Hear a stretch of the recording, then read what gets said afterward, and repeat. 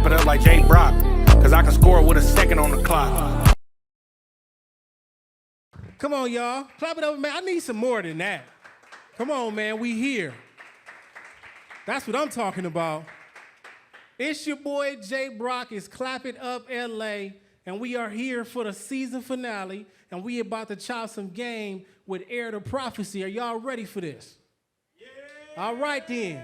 Without further ado, I need y'all to clap it up and make some noise for the one and only Heir to Prophecy. Come on now. Oh, my God. Pick up that mic, man. Let's chop this game. How you feeling today, bro? I'm great, man. Always great. That's right.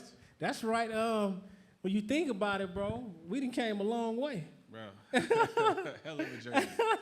So how do you feel, you just performed.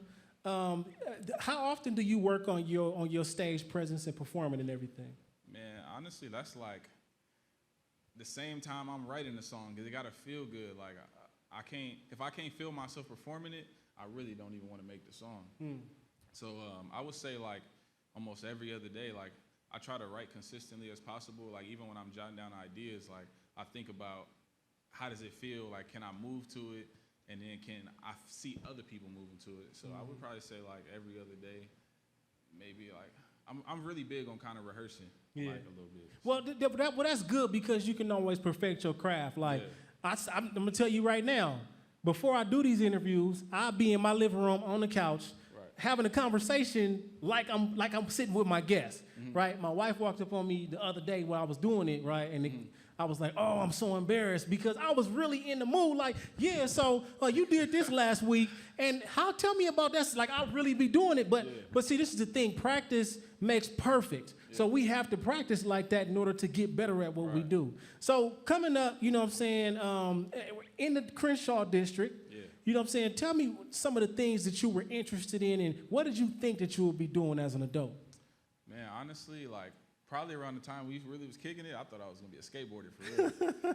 I'm not gonna lie, but I found music like our senior year, and then like you couldn't tell me nothing different. I knew that was it. Like I was like, I'm locked in, and it was just more like showing up for myself. That's all it really was, and investing in myself, and kind of just learning those steps, and then like I would say watching who's around me, and then trying to figure out if they're building me up and things like that. I feel like it should have always been music, because I was writing music when I was a kid too, but I was just writing like parodies. Like I was really into like Weird Al Yankovic.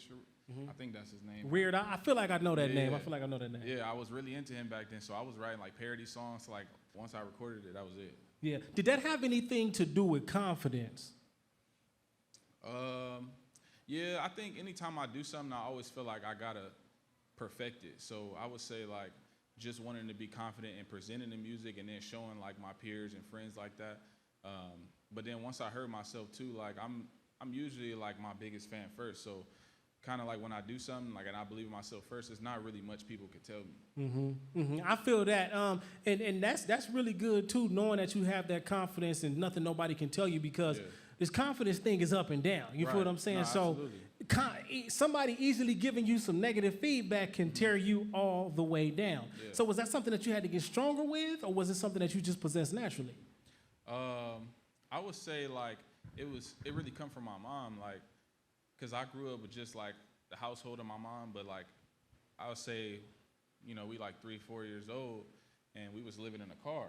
But then to watch my mom turn that around, and then we in a place, and then watch her become like the general manager of like these hotel chains, and a regional manager, and just see her kind of build up. And then it went from like having nothing to like, I'ma spoil y'all. But I knew that it came from hard work. So, I just felt like she always really believed in herself. So anything that I wanted to do, I was like, if I'm not gonna do it all the way, and trust myself in it, and kind of like know that I gotta be my first fan first, before anything, there's no reason to do it. I feel that, man, especially when you can have things to look back on that contributes to your hunger and contributes to making you so much more determined that you gotta make it after seeing moms hustle and get it all together like that. Now, how often do you think back on that though? Like, is that something that's constantly replaying in your mind and constantly pushing you? Man, honestly, I feel like I've been talking about it so much lately. Like, I feel like it's a big topic of conversation, just because,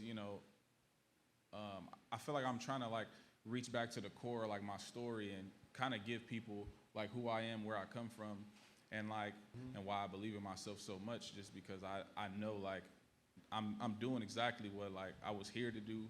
I'm fulfilling my purpose. Yeah, that's right. Clap it up and make some noise for that. Fulfilling your purpose is that's what brings the most happiness in your life. You know what I'm saying? When you out here and you just kind of lost and confused, don't know what to do, that's disruption. But when you out here actually living in your purpose, that's really not easy. That's where all your happiness and joy comes from. So I want to talk about the name Heir to Prophecy, bro. Yeah. Tell us about the name. Where did this come from? All right, so my original name started as just Heir, and that came from my mom just because, like, you know, as a kid, I feel like most, like, you know, young men do that. Like, when they're a kid, they walk around like, I'm the king, or, you know, like, I'm going to be the king of this, or just kind of like that's just your mentality as a kid. Like, we think, like, a king is the highest status, so, you know, my mom just always told me, like, well, you feel like you're going to be on top. Why don't you just call yourself the heir, like the person that's going to inherit the top? And so I started there, and when I started writing music, I was originally doing like conscious rap completely, and I found myself using like the word prophecy a lot, and my boy was like, why don't you call yourself prophecy? And I'm like, I call myself Heir to Prophecy. Like, and a prophecy is like a foretelling of the future, so I just kind of was like a play on words to inherit the future of like, you know, the industry, or like, that's kind of how I put it, to just kind of like inherit the future of music. Straight like that, I feel that I never put that together, like heir of the throne, heir of the prophecy. That's hard, man. I mean, because I was wondering, I'm like, man, that's an interesting name, man. Like, I don't know anybody else with that kind of name, so that also helps you stick out. So one of the things we discussed was when people hear your music, they don't see you in your music. You know what I'm saying? So you embody it when we see you perform. But why do you feel like people don't see you when they hear your music? I mean, I feel like off the stage, I'm just down to earth. Like, I feel like once I get on the stage, I'm a different person. Like, I'm not the same person you was just talking to 5 minutes ago. Like, I'm in full, like, entertainment, performance mode. Like, I embody the music. Off the stage, like, I'm really, like, social. I'm chill. Like, I don't really like to, I don't know, like, put myself on a pedestal. Like, I believe in my music, but I feel like it speaks for itself, so I don't have to, like, embody it off the stage. I think it just does the work for itself. Yeah, the fake persona. Right. The fake persona. Have you recognized that is that something that you often see, though? Like, you see somebody, they on the stage, they in front of all these people, they act a certain way. How do you feel when you see stuff like that? I mean, it is what it is. Like, people, you know, people are who they are. I think it's something that I definitely pay attention to. Like, you know, you get a lot of people who get on stage and they preach, like, unity, working together, coming together, and then when you know, you can't even speak to them, like, or you walk up to them on the side of the road and they, you know, they don't want to talk to you. So I think it's just people being who they are. Like, I feel like it's a persona to feel like, you know. So to explain this, what is it that people should get out of your music? You know what I'm saying? Like, what's the goal and what's the thing that people should understand about everything that you bring to the table? Man, I think my only real message is hope, man. Like, I think one of the things that I stick to right now, like, and it's my biggest slogan, is help the hopeless. That's dope. Clap it up, make some noise for that, man. Help the hopeless. Yeah, honestly, like, I feel like hope was, like, always my thing, and, like, trying to, like, push hope. And I really kind of got that slogan out from, like, a YG interview. And I was, like, watching, he was saying, like, you know, I'm just trying to help the hopeless. But I knew, like, I've always embodied that, but he kind of just put it into the words. So, like, I just kind of adapted it. So, well, straight like that, man. Help the hopeless. Like, one of my things is I feel like when you find your purpose, it's something that you can serve people and not make no money for it. You know what I'm saying? When you know that you can serve other people and you happy serving other people, I feel like that's your purpose and that's your lane. So without further ado, clap it up and make some noise for the homie Heir to Prophecy. Your boy J. Brock, clap it up, LA. It's a wrap for that one there, y'all. Shout out my guy, man. Crenshaw.